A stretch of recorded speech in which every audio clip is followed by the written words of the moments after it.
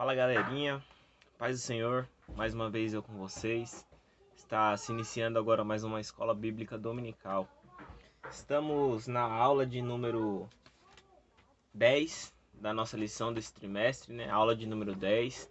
E essa aula ela tem por título Os Insensatos Filhos de Eli. Semana passada falamos um pouco sobre Samuel, agora falaremos um pouco sobre os filhos de Eli, do sacerdote Eli, né? Antes de tudo, eu espero que todos estejam bem, espero que esse momento venha a passar logo, que nós possamos voltar a ter nossas aulas. Que nós possamos aprender mais da palavra de Deus e vamos prestar muita atenção no que Deus tem a falar conosco. A gente já falou sobre diversos personagens bíblicos nesse trimestre. Falamos um pouco sobre Davi, homem valente, homem guerreiro. Falhou, sim, mas ele se arrependeu, pediu perdão a Deus, se corrigiu, né? Vimos que Davi foi um grande rei para o povo de Israel. Falamos sobre Sansão também, um homem valente, corajoso, forte, destemido. Falhou, sim, falhou, mas no final ele se arrependeu, se reergueu e continuou seu caminho, morreu e não se ouviu falar mais dele, né? Porém, foi um homem, um herói da fé, né? A Bíblia ela trata Sansão como um herói da fé. Falamos também sobre Timóteo, né? Timóteo é um exemplo a ser seguido, onde Paulo ele elogia Timóteo, até num versículo ele vai falar que Timóteo não deva desprezar, né, o dom que há dentro dele, né? Então Timóteo foi um exemplo de um liderado, pois ele aprendeu com seu líder Paulo, né? E assim por diante ele foi seguindo a tradição, pregando a palavra de Deus, ensinando sobre Jesus Cristo. Falamos também sobre Samuel, profeta Samuel. Samuel foi um dos grandes profetas, né? Se não um dos maiores profetas na antiguidade, onde ele foi um dos juízes, foi profeta, juiz, foi sacerdote, né? Ele cuidou do povo, foi usado por Deus. Deus muito falava com Samuel naquela época, em que o contexto ali não era nada bom para o povo de Israel. Aqui já entrando na nossa aula, né? No nosso contexto que a gente está. Ali por volta do ano 1000 antes de Cristo, mais ou menos.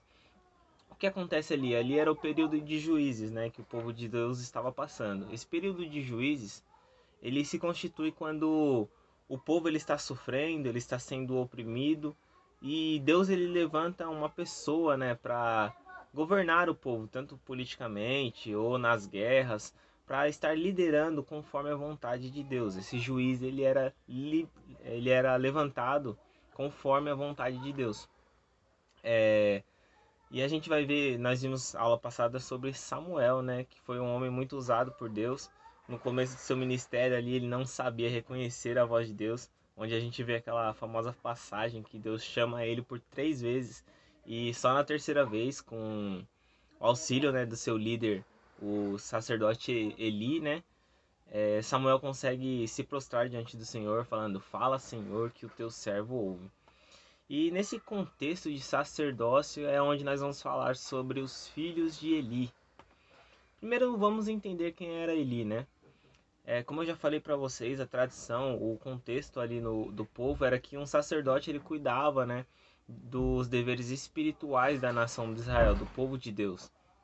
E é muito interessante que a Bíblia vai relatar que Eli, ele era um sacerdote que estava ali no cargo durante 40 anos. Então, muito tempo da sua vida ele doou para fazer a obra de Deus, ele doou para cuidar do povo de Deus.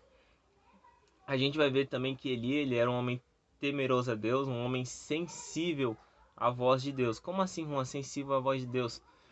No momento em que Deus estava chamando Samuel, Eli ele reconhece que era o Senhor, era a voz do Senhor falando com Samuel. Então Eli ele já tem a estratégia, já sabia o que Samuel deveria fazer. E Eli ele instrui Samuel. Então Eli ele era um homem muito temeroso, sensível à voz de Deus.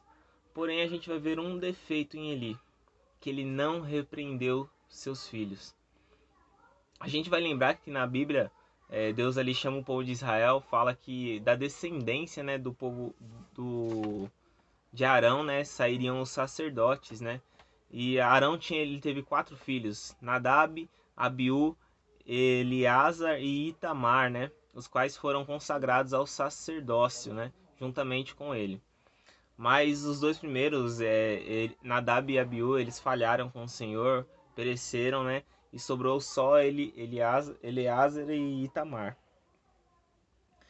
Aí a tradição israelita, ela considerava, né, os sacerdotes, né? Deus, ele constituiu os sacerdotes para cuidar dos deveres espirituais do povo, né?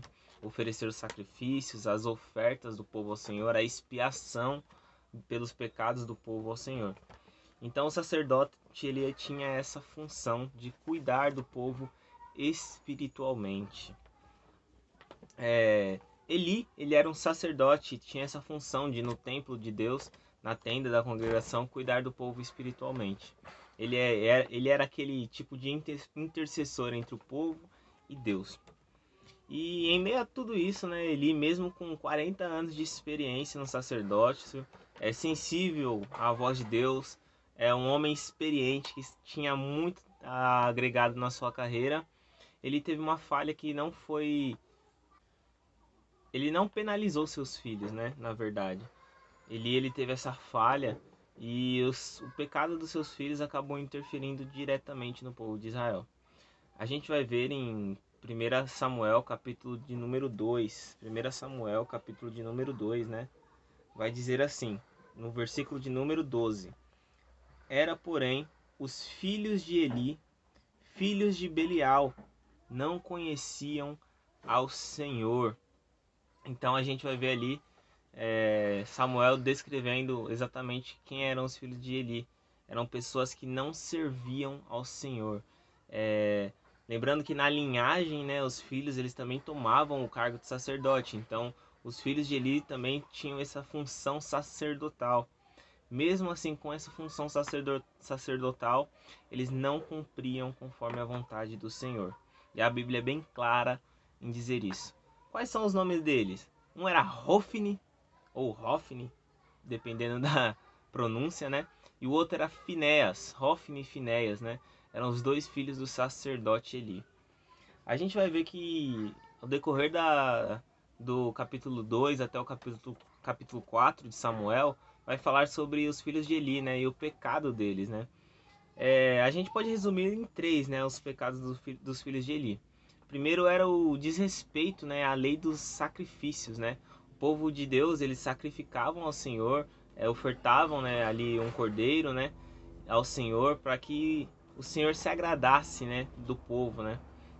E os sacerdotes Hofni e Finéias, né, os filhos de Eli, eles desmereciam esse sacrifício e eles pegavam a gordura boa de todos os animais. Eles não respeitavam o sacrifício que foi instituído, né? Então uma das grandes falhas isso daí era eles não respeitarem as ofertas ao Senhor, né? Eles tomavam para si as melhores partes das carnes que eram oferecidas do povo, né? Uma das outras falhas deles também é que eles se deitavam com mulheres em frente à tenda da congregação, o lugar de adoração ao Senhor. Hofni e Finéias, eles utilizavam como um lugar de profanação, um lugar onde Deus não se agradava de que acontecesse aquilo. Então Hofni e Finéias, eles se deitavam com mulheres ali em frente à tenda da congregação, né?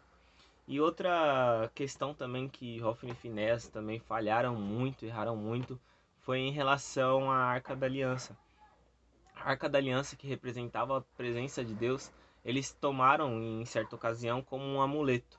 Eles levaram para uma guerra, né, como se fosse um amuleto, algo que daria medo. Eles quiseram estar fazendo como se a presença de Deus fosse alguma brincadeira. Então, essas três falhas foram falhas tremendas na vida deles. E essas falhas de Hofni e Finéias, né, tiveram consequências, né? Assim como todas as falhas que nós cometemos têm consequências, né? Todo pecado tem consequência. E trouxe uma maldição sobre a família. E Deus, ele já havia avisado, né? A gente vai ver em 1 Samuel, capítulo de número 2, ó, verso de número 30. Portanto, diz o Senhor, Deus de Israel: na verdade, tinha falado eu que a tua casa e a casa do teu pai andariam diante de mim perpetuamente. Ali Deus ele tá falando de Arão, né? Quando Deus instituiu que a família de Arão, a linhagem de Arão, seria uma família sacerdotal. E em seguida ele conclui: longe de mim tal coisa, porque aos que me honram, honrarei, porém os que me desprezam serão desprezados.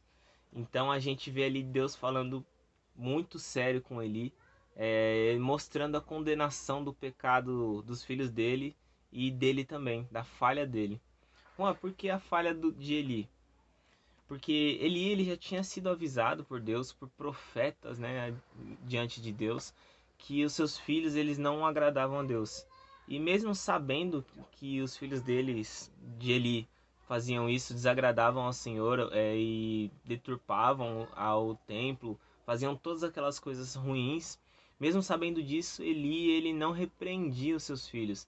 Ele não chegou a penalizar os seus filhos. Então essa culpa também caiu sobre Eli. E a gente vai ver que certa feita ele já é velho, ele já não tem mais esperança alguma, e ao invés de tentar passar por cima dessa situação, agir e tentar mudar o rumo da história da família dele, a história do povo de Israel, né? Ele acaba falando, faça assim como o Senhor lhe aprouve, né? Ele fala: Deus, faça a sua vontade, se é para acontecer isso, que sejamos penalizados. Ele ali ele podia ter tomado uma outra postura, né? Alguém que queira mudar. Aqui eu quero só lembrar com vocês que Deus ele não quer apontar para o nosso pecado, mostrando a nossa falha, revelando para nós que nós somos horríveis. Mas sim, nós somos horríveis, nós somos falhos. Mas Deus ele não quer ficar apontando para o nosso pecado. Ele quer nos mostrar o nosso pecado para que nós reconheçamos a verdade, para que nós possamos mudar. Se a gente só reconhece o nosso pecado e não muda, não tem valor algum. Então ali a gente vê que uma das falhas de Eli como pai, não sei o real motivo, mas uma das questões também que poderiam atrapalhar é ele estar no cargo e não saber dividir a sua família, o tempo com a sua família, ou instruir os seus filhos. Quando a gente abre em Provérbios, capítulo de número 22, Provérbios 22, Provérbios 22, educa a criança num caminho em que deve andar, e até quando ele envelhecer, não se desviará dele. Ali Salomão está aconselhando aos pais, né, que eles devem educar os seus filhos, as crianças, né, no caminho, colocar os seus filhos no caminho correto para que eles possam seguir a verdade, né? Nós como cristãos, futuramente, se vocês são jovens, né, e desejam ter filhos, planejam ter filhos, eduquem seus filhos no caminho, coloquem eles dentro do caminho correto, que eles não se desviarão. Espero que nós possamos ter aprendido um pouco na aula de hoje, né? Foi bem breve. Que nós venhamos reconhecer as nossas falhas e corrigir esses nossos erros e mudar a direção da nossa vida, né? E esse é o desejo de Deus para nós, né? Jesus ele chega a falar que nós devemos saber o que é misericórdia, quero, não sacrifícios, né? Que a misericórdia dele está sobre nós todos, né? E nós devemos reconhecer que nós somos falhos, mas sim nós podemos melhorar. E Cristo está para nos auxiliar. Muito obrigado pela aula de hoje, gente. Até a próxima semana, hein?